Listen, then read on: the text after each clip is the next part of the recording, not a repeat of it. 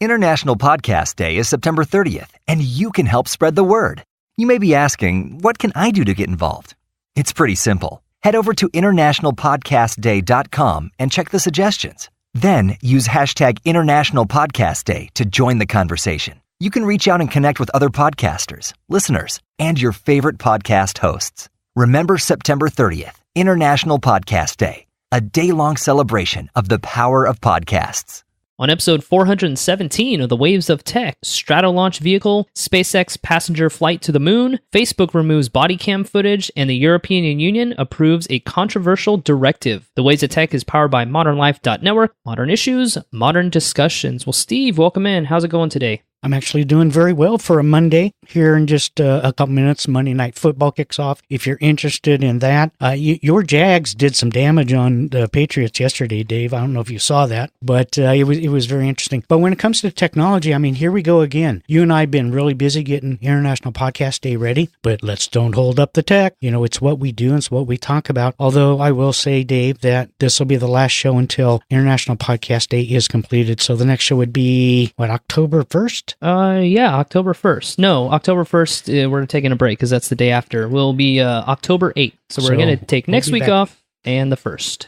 Well, Steve, I say let's jump right into this tech. And some cool things happened today at work. Not personally that I got to experience, but some people at work did. And if you don't know, for those out there, I live in Bakersfield, California, which is in the Central Valley of California. And we live about 60 minutes away from the Mojave Air and Spaceport. And this is a place where SpaceX is known for, where base systems, and there's a lot of technological innovation. Elon Musk travels here to work on his projects on a regular basis. And so today, while we had some of our staff doing some work, not at the Air and Spaceport, but in the general region, somebody sent me a picture of the giant Stratolaunch vehicle. And Steve, if you haven't seen this, I know you've seen it, but if people out there that are listening have not seen the Stratolaunch vehicle, please go over to stratolaunch.com. That's STRATO launch.com. It looks like two giant, 747, Steve, that are like combined with one wing clear across the middle of the plane. And it's got like 6 turbo engines. It's got 2 fins. It's got all these different crazy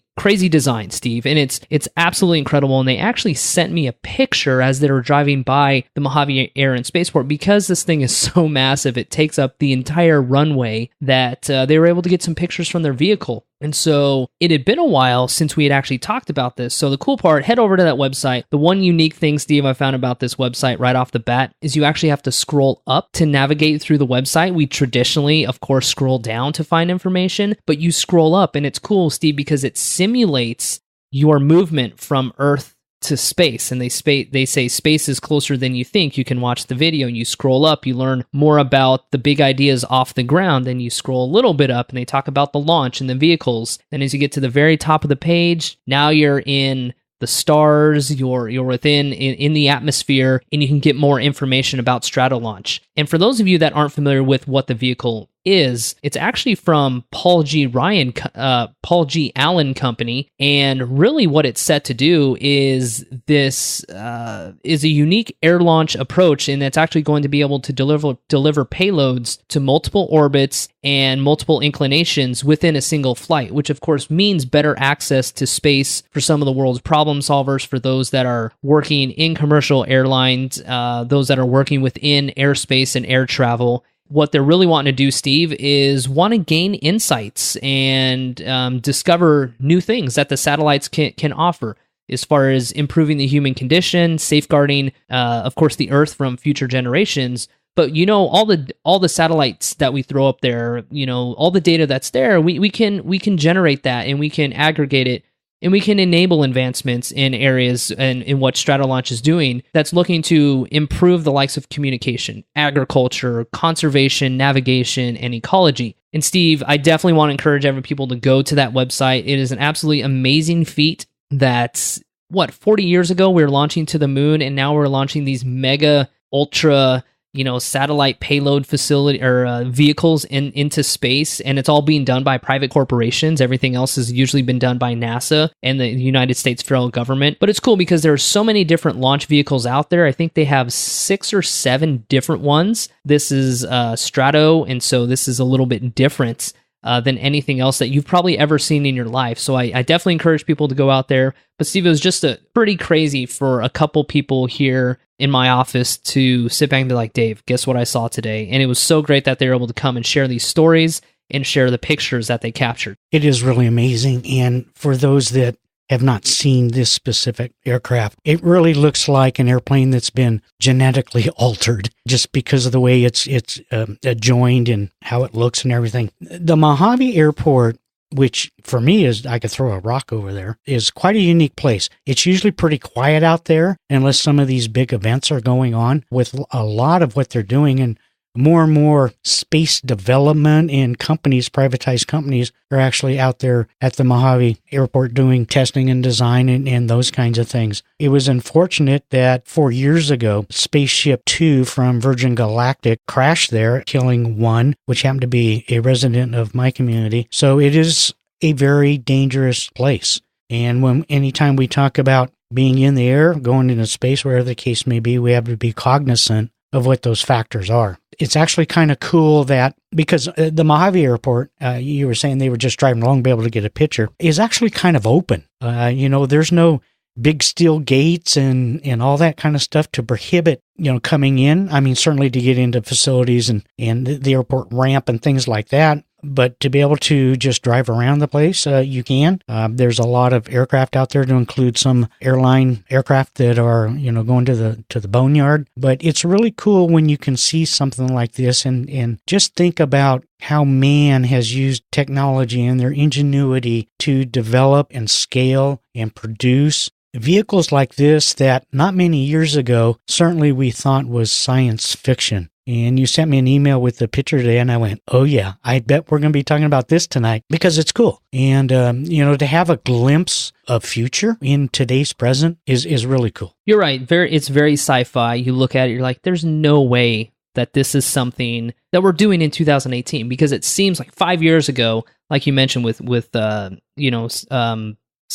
2, I can't remember the name you just said. It's super science fiction-y. It's things that you used to see on television. It's things that you read about in books as a kid. And you're like, there's no way this sort of oddly shaped, oddly massive vehicle can actually travel into space, for one, and then can actually deliver payloads and satellites at a very efficient rate and do it safely. And that's what the crazy part about all this, Steve, is that over the last 5 years, we have seen significant innovation. We have seen significant growth, both in design, in operation, in capacity, and ability of these machines to do what they're doing. So I didn't want to miss an opportunity to kind of talk about Stratolaunch if nobody's heard about that, or if we haven't covered it in a while. But it's a really cool thing that happens just in our backyard. And you said it's pretty open. I mean, you could drive there from out of town and sit at the cafe that's at the Mojave Air and Spaceport and probably see a couple of these test flights go on if you time it right. It's not like you're going to call and be like, yeah, as a matter of fact, they're going to be testing at 2 p.m. on Thursday. You're not going to get that information, but it's sort of an open access point, right? And you see people coming and going all the time, Steve. So really cool stuff. I just wanted to share that with our podcast community. Well, Steve, I want to continue on with the space travel sort of space theme from Stratolaunch here. And we learned, as a matter of fact, they're live streaming as we're recording this podcast. SpaceX is actually going to be sending its world's first private passenger for a trip around the moon in their BFR, which is their Big Falcon rocket. And Steve, this is coming at a price tag estimated around $3.5 to $3.6 million. So if you're in good physical shape, you have an interest in space, and you got a couple million laying around, you may want to be in touch with the SpaceX crew.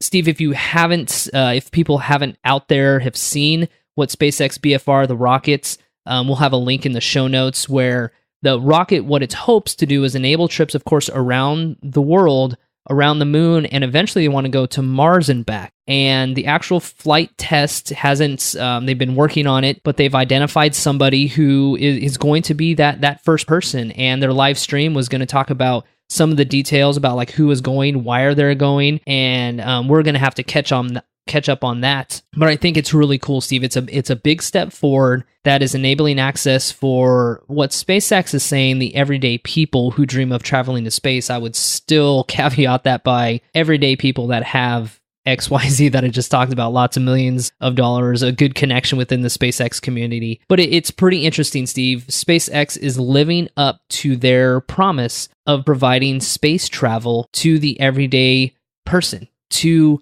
the private passenger, to the common citizen that wants to get up into space. And so, Steve, I don't know if we need to start like a GoFundMe or some Kickstarter campaign to send me up to space, but I would hope you would donate to the cause, because I'd really like to go up there. I would certainly donate for you, Dave, because I'm never going to live long enough to be able to do this. You know, what a cool thing for somebody of civilian life, let's say, to be able to do something like this. I never thought I would see it within my lifetime, to be honest with you. And it's only because of privatization. I want to say something, though, Dave, because I think Elon Musk, whether you agree or disagree, I think is partially immaterial. Elon Musk, regardless of things he has done recently on a podcast, things he has said about stock, things he has said or done of late, he is still the visionary and the guy putting this technology forward for these incredible things to be done, and in this case with space. I'm still going to give him credit regardless of what some of the media says about his actions of late. I'm not sure, but I'm actually kind of surprised he's not the first guy going, to be real honest with you. He started SpaceX. He is of civilian nature, and he definitely has the money. Could you imagine 40 years from now telling your grandkids that you were the first passenger to go around the moon and back? Oh, man. Yeah, that's pretty crazy. I would love to have a story like that to tell. The only story I can tell my grandkids right at the moment was, yeah, I used to have a 48 Dodge pickup and used to go around the block and pick up my wife. That's about the end of that story. This stuff is becoming really, really awesome and really cool. I want to go back to the privatization of space, Dave, because governmentally, they've done a lot of things in our past. They've got us to the moon, the shuttle programs. I mean, you could go on through all the satellites and all that kind of stuff. And when it comes down to some of those types of things for identity and research, I'm glad they're there, because they're the ones really busting out new technologies and experiments and all those kinds of things. But more and more, when it comes to the apparatuses of space, the vehicles, the launch mechanisms and things like that, it's all coming from the private sector now. To get the International Space Station right now, we are vesting all of our interest in Russia to get us there. I'm not saying that's a bad thing, but if we want to continue to go different directions within the space programs, you had to have something like this, and to have these types of reusable vehicles that land themselves and et cetera, some of the things we've talked about in the past. And if you go watch the videos, you'll just be amazed thinking, this ain't real, it's fake. But I'm glad they're doing it. And whomever this selection is for the first passenger, and BFR, I didn't think it was, that's what it stood for. But anyway. I know exactly what you mean. That's the first thing I thought too. I bet internally that's what they call it. But, I just find it amazing. And I really want to know whomever they select, something about this person. Are they just a money tycoon? I doubt it. They're going to base part of this SpaceX program in the company based on the successfulness of this. And so I think there's a lot of criteria there, honestly, that goes into this selection. Yeah, and the crazy part, Steve, about everything that you talked about with Elon Musk, you're right. I don't care if he smokes marijuana on a podcast. I don't care if he talks about privatizing his company. He's a guy that makes waves, and he talks and he speaks what's on his mind as an executive and as a general citizen, But the thing that I appreciate about Elon Musk is that when he says something, the majority of time, his words are becoming a reality. In 2017, he announced that SpaceX would launch 2 passengers around the moon as early as 2018, using their, as we know, their heavy lift Falcon heavy rocket and a crew for the Dragon spacecraft. Some of those plans kind of got muffled along the way, but they've adapted and they've come to using their big Falcon rocket as a replacement for the Falcon Heavy, and to use that for future flights. And so we've seen also about him when he sent engineers and their miniature submarines during I believe the Thailand floods to rescue that soccer team. And also We've seen them, I can't remember the name of it off the top of my head, but the large underground traveling, almost like that big boring company. I think that's what it's called. And they're creating these beneath earth travel passes for like vehicles and trains and stuff like that. Everything he has talked about, Steve, has been coming into realization. It's becoming real life. And I think that's the beauty of having the privatization of this, the bankroll, the initiative, and really sending the engineers and everybody behind it, the mathematicians, the designers, just essentially giving them an open checkbook and saying, make this happen.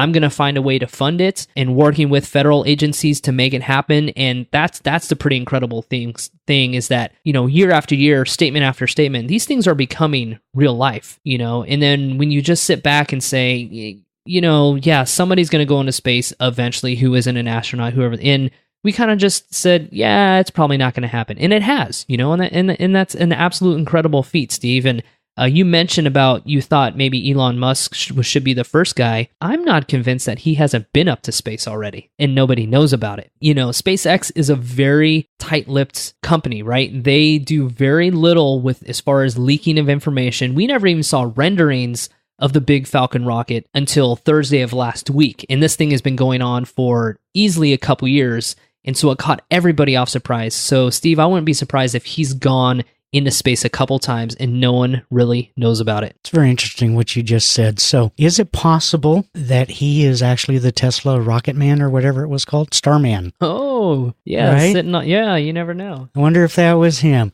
No, it's very interesting. And I guess there's another component to this, because regardless of the selections, there are going to be some naysaying. But let's talk just briefly, Dave, about how history and people, communities, media have disavowed or did not listen to visionaries of the past and what they've done. I mean, we could talk about Ben Franklin. We could talk about Edison. We could talk about Steve Jobs. We could talk about on and on and on, these visionaries, these explorers into the future, if I may say that, to make them realities. And Musk has done that with SpaceX and some of the other platforms that he is involved with, and now to include sending a civilian around the moon. I don't know if there is a, quote, Sonic halfway so they can get some brunch or something, but man, I'd sure like to be on board, Dave, and I know you would too. Oh, I'd love to. I mean, every time we talk about space exploration, I mean, I remember growing up, Steve, as a kid, sitting on the roof of our house at the Edwards Air Force Base and watching the space shuttle land, and it takes me back and just seeing, the innovation, the progression from aircraft, simply from general aviation to military style to helicopters and everything in between, just seeing year after year the improvements in the technology and the design. And I mean, just to think about this new piece of equipment that has, the BFR that's going to be sending this individual around the moon, 7 engines, triple fin, it's got this white and gray spacecraft look, and it's very Tesla, right? We know what Tesla looks. It's clean. It's almost generic looking, if I could be honest and say that.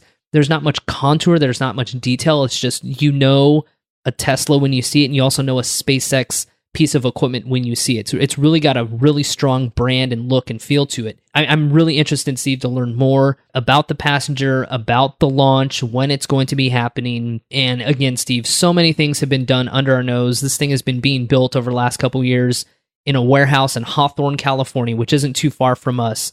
And it's crazy part, Steve, is that the good thing is that people just go on their day by day, up and down the streets. They check their social media, they have dinner with their families, they watch their shows, they go to bed. You really don't ever hear about a lot of this stuff, but we're really seeing the next generation of space travel. We're seeing the next generation of what's to come for so many of us. And perhaps as this becomes more of a trend, you will see some of that cost go down, and maybe you'll see some flights to outer space and around the moon that becomes more affordable. It's always going to be an application process. It's going to be something along those lines. But just to know that we're here in sort of space 2.0, the next generation of big things that are happening, it's really exciting to be a part of in 2018. So for craps and giggles, Dave, I looked up Starman because we talked about him a long time ago. And currently, Starman is 134 million miles away from Earth. Oh, so not too far. Stone's throw. Yeah, I think they could stop and get a cold drink or something and not waste too much time. But it's really fascinating where we're going in the outer spaces. And I have a telescope right now, so I've been doing quite a bit of stargazing. And the first time I actually was able to zoom in and adjust the focus knob and see the rings of Saturn 900 million miles away, I choked. I gasped. It was real. Through my eye, I could actually see something that has been on the Science Channel and in books. And was it real? I looked up there and saw it. The stuff is real, and we're going out there. And I just think it's an amazing feat that we're just able to do it. Pretty incredible, Steve. It's I don't even know where to go from here. It's just exciting times. It's cool to see that passenger flight into space is taking its foothold within society, and in companies like SpaceX and companies like Stratolaunch that we talked about previously are making incredible strides and making it more exciting and kind of revamping and reinvigorating that space travel conversation. And for that, I have to thank Paul G. Allen Company, of course, SpaceX and Elon Musk, and everybody that works in between from top to bottom for making these things possible. It gives us stuff to talk about, gives us a chance to really be excited, because obviously the space shuttle program no longer exists, but there's so much more to be excited about, and there's so much more we can learn as far as space thanks to a lot of these companies, and of course a lot of the federal funding that spurs and spawns a lot of this innovation and development. Well, Steve, moving on from space, we're going to head over to a little conversation about Facebook. And this story actually happened in the town in which I live in right now. And actually, Facebook removed a sheriff body cam footage. And Steve, just to get a little story about this, is this really made national headlines. It made a lot of traction on a lot of social media outlets. There was an individual last week here in Bakersfield that went on, unfortunately, a shooting spree and actually killed 5 individuals and eventually turned a gun on himself onto his chest and took his own life. But the interesting part where technology comes into the forefront here is that the Kern County Sheriff's Office has about 3/4 of their sheriffs with their body cameras in place now. And that's been obviously a trend here within society with domestically here in the United States. So what the Sheriff's Office decided to do is, because this was something of interest, they wanted to verify with the public that it wasn't a sheriff that took the lives of these individuals. They actually posted the body cam footage to the Kern County Sheriff's Officer Facebook page on Thursday afternoon, about a day and a half after the incident happened. And it was about 15 minutes really showing every gory detail from the incident. And it showed the individual shooting himself in the stomach at point blank range. It showed the entry and the exit wound from the bullet that was visible from the sheriff's body cam footage. It showed first responders rushing to administer CPR. It showed the guy as he was dying. And Steve, I want to bring this up is one thing is that Facebook actually had removed it. It originally got flagged. Obviously, of course, we've talked about this in the past, but it's usually flagged because of some artificial intelligence technology saying that this is in some violation of their terms of agreement or service. Facebook eventually reposted it and said the video in question was mistakenly removed. We are restoring the video as it does not break our standards and apologize for any inconvenience this may have caused. But of course, Steve, as Facebook removed it, the sheriff's office quickly found out about that, but they also posted that video onto the YouTube channel as well. So, Steve, I wanted just to kind of get into this. I mean, it's an intriguing story about how social media is playing a part with us receiving body camera footage. The only reason we see this is California law allows these sheriff's officers to post this footage if it doesn't interfere with an ongoing investigation. It seems like their investigation wrapped up pretty quickly. But Steve, the fact that, and this is what bothers me, is I don't know if this stuff needs to be shared on social media, and our society's drive to see this gore and to see individuals taking their lives at the hands of their own guns is not something, Steve, that I want to be exposed to. It's not something that I necessarily want my family to be exposed to. Case in point, my wife was on Twitter and somebody posted a link about, hey, check out this footage of something that happened in Bakersfield. And so she's thinking maybe it's something about the fair that's happening. Perhaps it's something, traffic or weather or something related. Well, she ended up seeing the moment in time when this individual turned the gun onto his chest, and she saw this with her own eyes. And I don't want to watch it. She doesn't want to watch it. She was upset that it was on her feed in the first place. And to that point, Steve, as you mentioned before we hit record here, that we don't really have the option of not seeing this stuff anymore. It's embedded within links. It's all over the place. And you know how social media is. The more people talk about something, the more it's going to be exposed and shown in your timeline or your news feed or these different threads that are out there. So I don't know, Steve, it brings up obviously a controversial point of, do we really need to have this stuff on social media? It's not something I want to be exposed to with the gory details and the gun violence, but also I understand that Kern County sheriffs and different law enforcement officers and agencies are using this as a method to protect themselves from criticism, from future discussions about hiding information and the likes of the conversation that's going on now. So just kind of want to open end this conversation and kind of where you're at.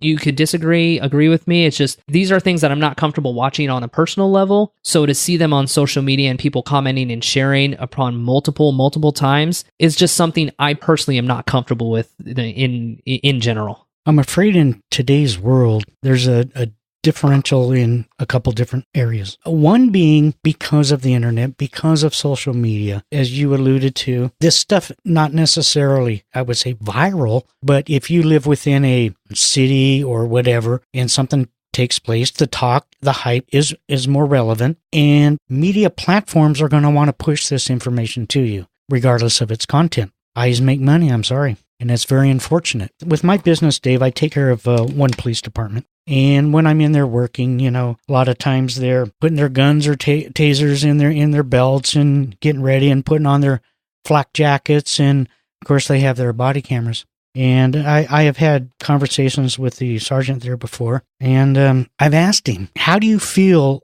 about everything being recorded and those kinds of things? And he goes, well, if I had to put things in priority, certainly my number one priority is my weapon in terms of personal safety. A number two would be my body cam, because it's the ultimate witness. It doesn't lie. A witness oftentimes is wrong with the color of a jacket or how tall somebody was. The camera doesn't lie. And if it ever needed to be that we needed this information to confirm action, it's viable. But there's a limit to that viability. And that is, personally, and I think you too, Dave, is when it comes to the taking of life. We can still have that witness. We can still have that data of information in terms of the complexity of what was going on, the chase, the maneuverability, the situation. But when it comes to the actual point of life being taken, I don't think it should be shown, because I don't think that's what the video intent should be. You got a sick individual that did a sick thing and took his own life. Okay, how do we learn from that? How do we take this video and come up with better education, better mental health? I mean, we could go on from there. But to display this kind of content just for the glorification of death, I don't get it, and I don't like it either. Yeah, it's a difficult conversation because, I know some people want to look at it. Some people want to view it. And I've had people in my office like, hey, did you check out this? I was like, I don't want to see it. I'm not interested in it. And then there are some people, i.e. law enforcement, district attorneys, different agencies that use it as a tool to demonstrate this is exactly what happened. It verifies our accounts. It verifies our records. So I get there's different interplays, right, Steve, with all of these things. I think we just have such a drive in our society for things like gore and violence and gun use that it's no longer about the video itself. It's no longer about saying how this is connected to a crime. It's not about connecting to the officer's protocols in which they followed or didn't follow XYZ. And I know, there's been a lot of conversations about how body cam footage is being used effectively in the court system and how it's not being used effectively. But to see it, spread all over social media, both on, on Instagram, Facebook, Twitter. You can throw on YouTube, of course, because once an agency has stuff removed, there's another outlet for it. And so trying to control for things is nearly impossible. And that's thanks to us as individuals that want all this information to be out there for easily accessible for anybody at any time. And so I wish there was some other rules around it, Steve. It's crazy to me that Facebook says, it doesn't break our standards, which technically it doesn't, but I just don't feel comfortable watching this kind of stuff and I don't want to see it. But that doesn't mean it's not for somebody else who wants to see the material, right? And I can find 14 minutes. I can find other things to do for 15 minutes and 40 seconds where I don't need to be watching this stuff. But maybe it's used as a training tool, in law enforcement, because I know that's happened before. But it's just an interesting time, Steve, in society where we want to see violence, we want to see gore, and we want to share that with people. And I don't understand that concept at all. It doesn't cross my mind because I'm just not wired that way. I wasn't exposed that way. I don't care for it. So we'd love to hear your guys' thoughts on this. You can get in touch with us on Twitter at The Ways of Tech. You can email me at thewaysoftech@gmail.com. We'd love to hear from you guys on your position on these type of body cam footage that are taken down and removed and then added to different social media sites. Do you like it? Do you want to see it? We'd love to hear your thoughts on it. Dave, lastly, for me, I want to talk about something that's happened in the EU. And as we know, what happened in the EU over the summer has affected worldwide in terms of how we converse via online, whether it's a form and based on permissions and some kinds of things. Now we are looking at something that's controversial that Parliament has passed, which have been coined the Internet Link Tax and Upload Filter. Some of this I find kind of interesting. Some of it I kind of shake my head, stating to myself, how in the heck do you ever enforce something like this? Part of this reminds me of a number of years ago when Rupert Murdoch wanted to put the majority of his content behind paywalls. The reason being, as he established and stated, was because companies like Google were stealing their material. Their news material is theirs and not should be replicated by an internet search company because that is the product of his organizations. And to some degree, I had to agree, but at that time, it was not logical because you can't put a lot of your free content, let's just put it that way, behind paywalls. I mean, it was a model that just wasn't going to be able to work. So with the EU, you have Article 11, which is intended to give publishers and papers a way to make money when companies like Google link to their stories. And they can then demand through some kind of a licensing process that they get paid. Because these companies are creating all this content, right? And then what happens? Google picks it up. There's a resale value. I mean, all these things that Google does, and Google makes money off somebody else's content, right? And I think that's very interesting that they're going to attempt to combat this. You know, I guess to me, it makes sense. I mean, if I publish content, I should have a right to monetarily capitalize on that. And then secondly, with Article 13, which in many cases people think is worse. And this has to do with right holders and organizations being able to detect falsified information, copyrighted information being uploaded to companies, i.e. social media, YouTube, whatever the case may be. And how do you do that? Does every transaction have to have a stop mechanism so that it can either be artificially or by humans processed to validate copyright information? A very, very tough thing to handle. I know, as we found out last year, Dave, YouTube has some pretty good things in based on keyword, which stopped us from doing something. But here we're talking about pretty much everything. And then I want to kind of loop this back around to, this is within the EU. So as we've seen some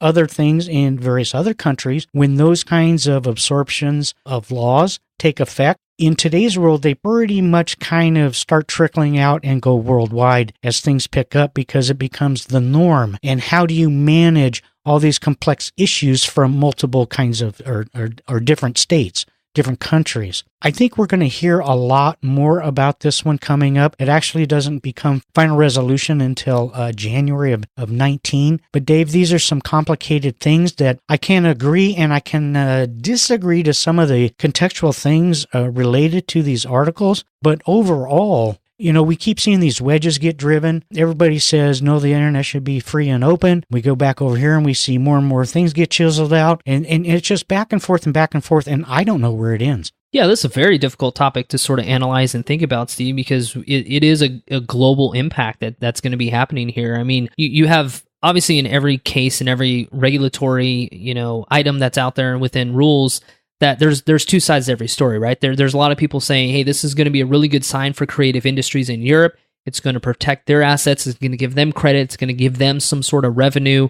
But there's also people out there saying there's no possible way for you to actually, moderate this, to regulate it. What are some of the constraints? Is it actually going to be more restrictive? Because sometimes when Google and these other big sites pick up on your story, that drives a lot of traffic over to your site that you otherwise wouldn't have. And so people are kind of back and forth as far as saying, hey, how is this link tax going to work? Is it actually, is the shareability going to be built in? Is it going to be based on individual keywords? Is it going to be based on content from the articles? I mean, you can go on a laundry list of different items. Will there be exceptions and exemptions to the regulations? But regardless of where you fall on that spectrum, we do know, as you said, in January 2019, which, man, the EU just keeps hitting us with new and new things, right? You said GDPR was the big thing that happened starting July 2018, and that was huge for a lot of corporations, and even those that are doing, we have individuals that we know in the podcast hosting business that have customers from Brazil to Eastern Europe to Australia and everything in between, and they're having to deal with GDPR and compliance. And I can't imagine what this sort of impact is going to have. It's going to be huge. It's going to be disruptive, both on the internet there in the EU, but also around the world and here within the United States. So we're going to have to follow this. We're going to have to keep up on it, Steve, because how the legislation is going to be interpreted is going to be up to the individual nations of the European Union. So you're going to have some caveats and some exceptions to the rule, but the shifting in balance is what's going to happen. It's really the bigger web tech companies starting to lose their grip on the internet. And we've seen the EU, Steve, they have come down significantly with like $3-4 billion fines on Google. And Google's a big player in this. And I know that the European Union is not looking very favorably on Google right now. I think they are absolutely enemy number one. And I think this goes to that directive of trying to sort of undercut and break down that power that Google has within the European Union. So again, Articles 11 and 13 with this copyright directive, something we're going to have to follow closely. It's going to be interesting because, certain platforms, like you mentioned, YouTube and Facebook, is going to stop users from sharing unlicensed copyrighted material. And that's going to be very difficult to patrol and monitor, and it's going to be up for a very unique situation in the European Union. Although they are correct in that protection of that content is required. Absolutely. It is needed. Yeah. I mean, I'd be pretty torqued off if my content was being misused or mishandled. And you can kind of see a thread between these two different articles in terms of monetization based on content linkage. And then, of course, based on copyrighted information. So another very interesting thing coming out of the EU, Dave. Yeah, I always like these new terms that come out of regulation. Link tax is a new one. I've never heard of that. It's probably just coined specifically for this, but it's a good little term to kind of like, all right, if you think about that a little bit, it makes a lot of sense why it's being called that. So something to keep in mind and something to do some, maybe not Google searches, maybe go somewhere else to check out link tax if you're anti-Google. But yeah, really interesting stuff always from the EU. Dave, I think that's going to wrap up another episode of the Waves of Tech. And I kind of feel bad, Dave, that we're going to be gone for a couple weeks, but we got to do what we got to do because we're actually going to be tackling International Podcast Day, our yearly event. And I want everybody to get involved. Whether you're a podcaster or not is kind of immaterial. It's our opportunities to be able to voice what we think and love about podcasting and how to get more and more people involved, whether it's as a content producer or as a listener. Just some really good things. Dave has put together a phenomenal schedule that's going to go around the world as we collect information and talk to podcasters from all over the world. So for more information, go to internationalpodcastday.com. Dave, I guess I'm just never going to get my trip to space. No, it's unlikely. Perhaps maybe in a few years we can do International Podcast Day from space. And maybe that could be the new big thing in 2020. Let's just make that our goal. What do you think? Intergalactic Podcast Day. Intergalactic Podcast Day. I love it. That'll be the new hashtag for 2020. Spotted in. Yeah. Even though we're going to be taking a break for 2 weeks, we'll be back October 8th with some new content and refreshed after a fun International Podcast Day, as you just described. We do encourage everybody, whether you're a podcaster, someone who just is in the podcasting space, or if you're just a listener of podcasts, there's going to be something you can learn. It's a great way, if you're a listener, to reach out, rate and review your favorite podcasts. There's a way to find new podcasts by searching the hashtag, connecting with your other audience and listener friends, and also reaching out to the podcasters that you love and just giving them either a thank you email, a thank you tweet, or anything in between. And if you're a podcaster, this is a place to go. You're going to learn a lot about the international podcast community. As we said, internationalpodcastday.com/schedule will give you our 31 different sessions we have. And one final thing before we get out, Steve, is the 13th Annual Podcast Awards will be streamed live on September 30th at 5 p.m. Pacific Standard Time. And that is a fun international podcasting event, an award ceremony, and it's a great event. And our show is actually up for one, and that'd be great because this will be the 4th time, and maybe we can grab that trophy for the first time. That'd be great. So, with that said, The Ways of Tech is powered by modernlife.network. Thank you for tuning in, and don't forget to keep on teching.